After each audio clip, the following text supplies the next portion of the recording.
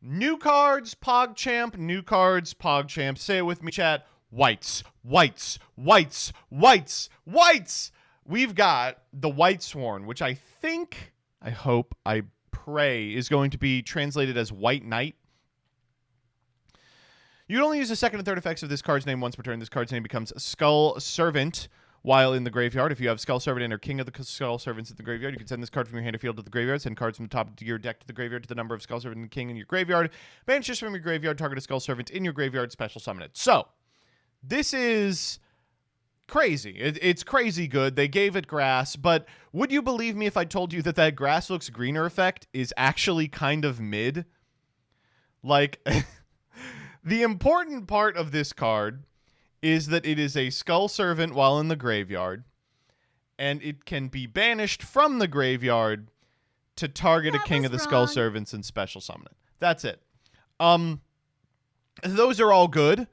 But, I mean, the grass is icing on the cake. CGLX is correct. It's a good second option to get off Baking. Baking adds 2, you discard 1. The one you discard is always White Prince. So this can be the second one. Guess what? White Prince send 3. Then you can send this one. That's another 3 cards off the top of the deck. Now you have access to any King of the Skull Servants in the grave. Or you can just use White Prince to get there.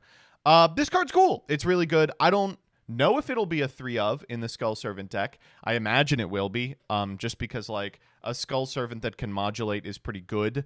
But even if it isn't, it'll certainly find a home. It'll be at least a 1 of. I was talking to someone about this in the comments of the reveal for this, and they were like, it sucks that we don't get, like, a whole archetype for these guys. We just get 1 card every 2 years. But I do appreciate that every time they release a card, it's an immediate mainstay in the deck. It's like, you have to play this. There's, like, no stinkers in this archetype at all. It's so funny. Obviously, this isn't going to be the difference maker. This isn't going to be what makes Skull Servants meta. But it's funny that they keep pushing the envelope. Next up. Infinite Forbidden. The first core booster set of 2024 is Infinite Forbidden. Comes out on April 27th, 2023. It contains new cards that power up existing themes, but also brand new themes as well. So people have been speculating as to what exactly this means. Usually the name of a Yu-Gi-Oh set is like Chaos or something, and it's like whatever. I'm interested in wondering what Infinite Forbidden could be. You would expect like an Exodia retrain. But I wonder what else it could be. Maybe an extension of the Sangan line, you know? Banned card retrains. That would be really dope if they were like delinquent single. Could be Cyber Dragon stuff. Oh, like Infinite? We'll see.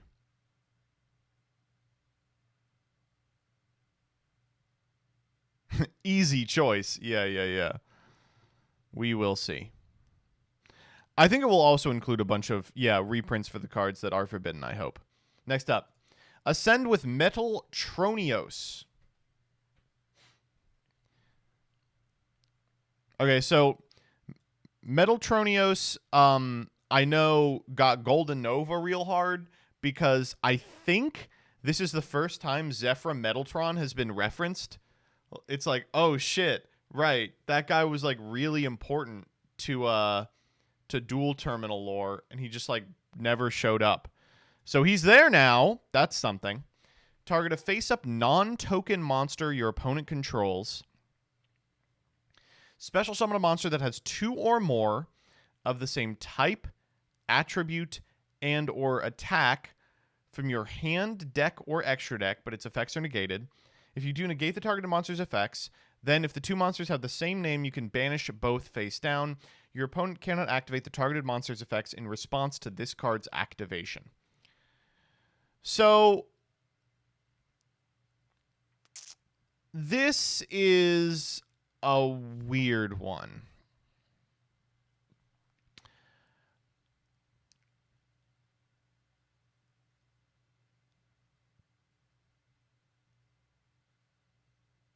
Because, like, you have to think of a use case for it where, like, your opponent has, let's say, Baron, and you have a Baron in your extra. So you activate Metaltronos, and Metaltronos says remove the Baron from the field. Okay, in that way, this card is functionally identical to something like Infinite Impermanence if you draw it as your 6th card. But it's not like you would never play an Infinite Impermanence that isn't a hand trap, right? So instead, you have to start thinking of like other things you could do with it.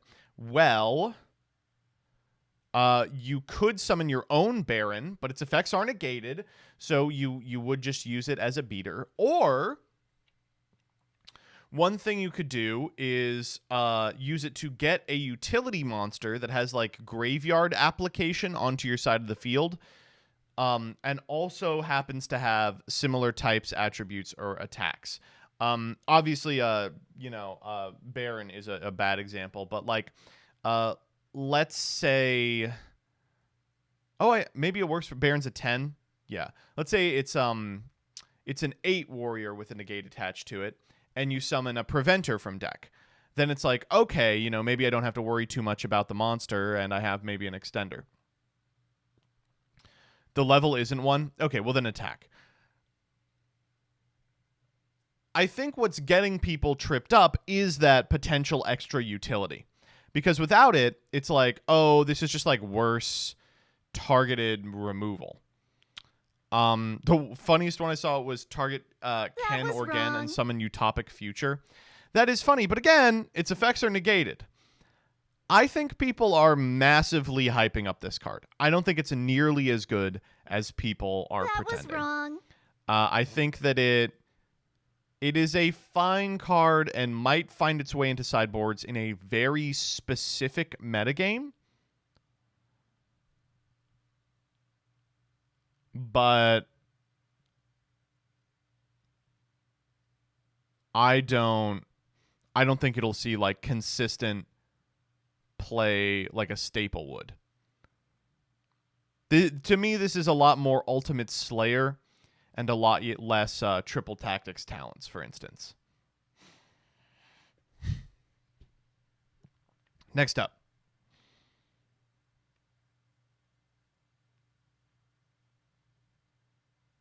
Target a Zeus. Summon Sidra from deck. Contact with Zeus. Is that something? No.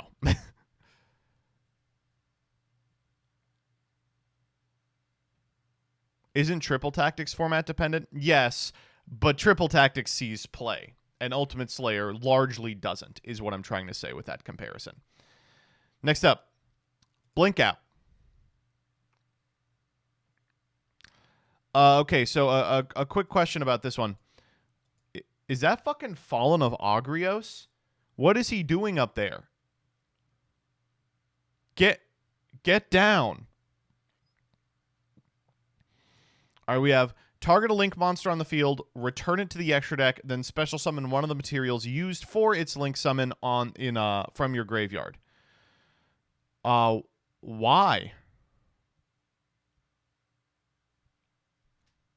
Okay, this card's not good. I should, probably tell you this card is not particularly strong. But why is Argrios over here? What is he doing? Everyone's saying, he killed all the Therions. That's not true. I think that these are the Therions that are already dead, right?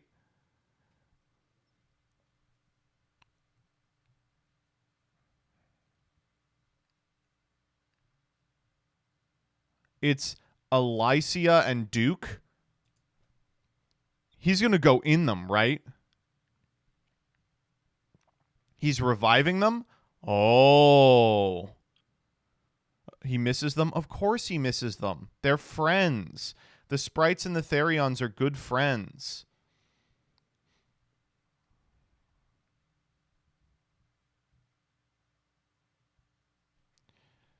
Next up. Drag your opponents to hell with Zoma the Earthbound Spirit. First and foremost, this had better be Earthbound Immortal support. I do appreciate that we're retraining all the terrible old continuous trap monsters. We have the embodiment of Apophis retrain. Now we have the Zoma retrain. But it's gonna take a while for the Odeon cards to get the same treatment as the Ishizu cards. So the thing about Zoma that's got me excited is Zoma is actually not bad. It is like, for a long time, it was one of the best cards in Speed Duel. I think it's still on the Speed Duel list. So I've got high hopes for a live-in on this one. You can only use either the first and second effects of this card's name once per turn. Special summon this card as an effect monster with the following effect. Monsters your opponent controls that can attack must attack this card. If this card special summoned by this card's effect is destroyed by an opponent's attacking monster, inflict damage to your opponent equal to double the original attack of the monster that destroyed it. Max 3,000. It's the same card. It's the exact same card. Usually when you retrain a card, you make it better. But there's an argument that this is even worse. Because old Zoma, you could just get in. You could just be like, okay, I'll summon it. And then you summon it at end step. On your turn, you switch it to attack, and you attack a big guy, and they lose. This, wow, this is awful.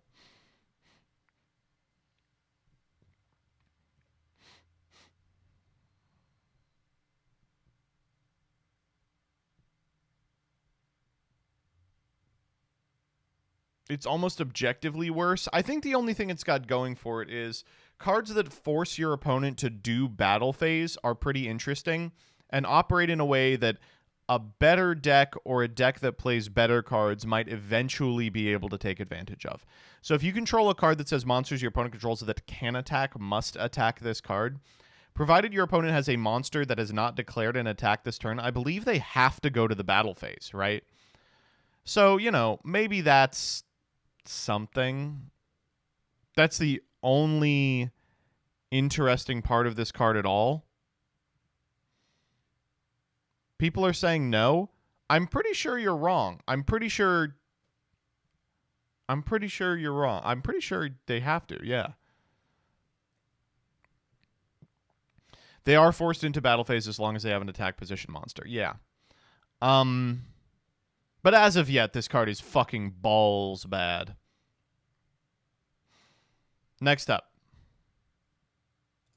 Crescent Dragon. Oh, God. Mikazuki Yaiba. No, that wasn't so bad at all. Happy New Year's. Welcome to the Year of the Dragon. Every year they print a card for the lunar year. I don't think this is it, though. Crescent Dragon, well, because it doesn't happen till like February, right? You can only use the first and second effects of Crescent Dragon Mikazuki Yaiba once per turn. During the end phase, if this card is in your hand or graveyard, you can special summon it, but put it on the bottom of the deck when it leaves the field, and discard a card at a level 7 Dark Dragon monster from your deck to your hand. This is unfortunate. Chat's correct. Why wasn't this a memento? This is retrain of an old shitty vanilla, but isn't a memento. We do not grant you the rank of memento. This card is almost interesting. This, like, during the end phase thing is so frustrating. The second effect being an ignition and not an on summon means that, like, you're never getting it off. You have to, like, special summon it of its own accord. It's not elemental, so you can't, like, make use of the cool stuff that, like, a lot of the Dragon Link card, or not Dragon Link, Dragon Ruler cards would enable you to do. It's just like, yeah, CJ Alex, I think, is right on. It's just bad Magnemite. And, you know, being bad Magnemite is fine because Magnemite's limited, but it's, like, very bad Magnemite. It's like, but it can search dad, so that's funny. This is the child support dragon. Next up. A first look at the Fighting Flame. This comes from Z. And for some reason, this is not loading. Okay. So, oh, none of the images are loading. So these are, oh my God, that's so loud. These are the new guys in Maze of Memories 2.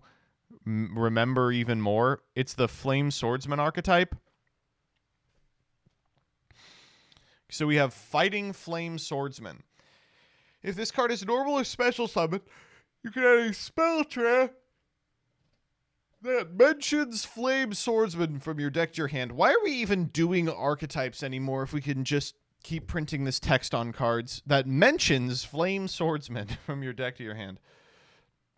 If this card is sent to the graveyard, you can send one Flame Swordsman or a monster that mentions it from your deck or extra deck to the graveyard except itself. That's an OPT. Fighting Flame Dragon. Except during the damage step, you can target a warrior fusion you control, equip this card from your field or graveyard to that monster as an equipped spell.